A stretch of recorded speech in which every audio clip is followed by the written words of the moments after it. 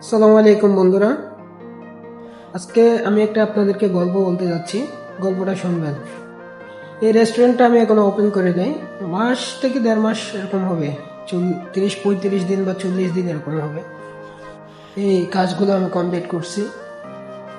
Recently আমি আপনাদেরকে যে গল্পটা আসলে বলতে যাবো, এটা হচ্ছে একটা কনসিস্টেন্সি বিষয়।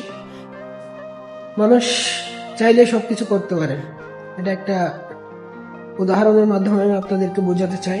সেটা হচ্ছে, মানুষ যদি একটা জায়গায় লেগে থাকে না, প্রতিদিন কাজ করে যায় না, দেখবেন যে ওই মানুষটা আসলে সফল হতে হয়তো বেশি দিন সময় লাগে না।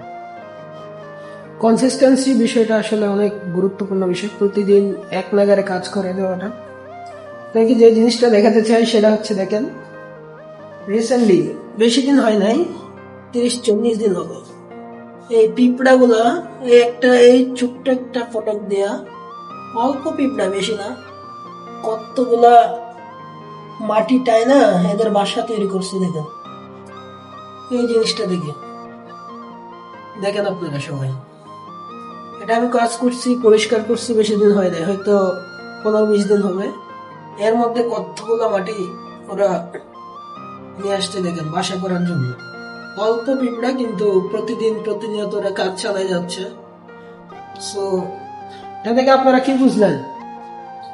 আসলে বিষয়টা হচ্ছে, যদি প্রতিদিন এক নাগারে একইভাবে কাজ করা যায় না, দেখবেন যে আপনি সফল হয়ে যাবেন। ওদের বাসা তৈরি করতে বেশি দিন সময় নিচ্ছে না ওরা। একটানা ওরা পরিশ্রম করেই যাচ্ছে। ঠিক তেমনি ভাবে আমরা চাইলে কিন্তু নিজেদের জীবনে অনেক সফলতা নিয়ে আসতে পারি। সো আপনারাই জানান, আসলে কনসিস্টেন্সি বিষয়টা মানুষের লাইফে কতটা গুরুত্বপূর্ণ। জানাবেন। আসসালামু আলাইকুম।